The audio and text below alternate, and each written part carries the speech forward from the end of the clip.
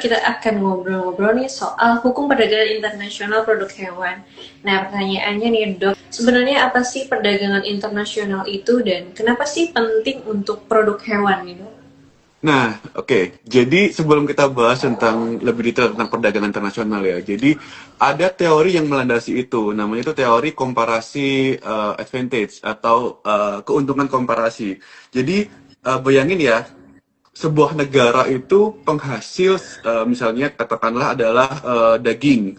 Jadi dia benar-benar bisa menghasilkan daging dengan seefisien mungkin dengan harga semurah mungkin. Nah, tapi satu sisi lain ada juga negara yang penghasil misalnya gandum. Dia sangat efisien menghasilkan gandum dan harganya sangat murah. Nah, kalau si negara A tadi penghasil daging itu dia pengen bikin gandum sendiri, sebenarnya bisa. Cuman harganya bakal nggak seefisien negara B. Maka dari itu, daripada dia mengusahakan bikin sendiri, mendingkan dia melakukan jual beli.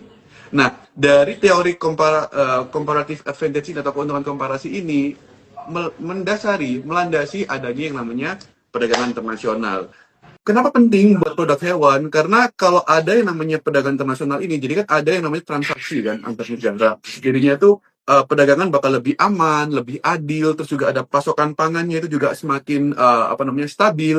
Harganya pun juga akan lebih kompetitif daripada kita bikin sendiri yang nggak ada di tempat kita, bakal lebih murah kalau kita mendatangkan dari luar. Ataupun juga sebaliknya kalau kita tuh efisien banget bikin sesuatu ya, misalnya kayak ayam, akan lebih baik kalau kita bisa ekspor gitu kan. Kalau di negara lain, ayamnya ternyata nggak seefisien punya kita. Jadi ada beberapa keuntungan di dalam itu.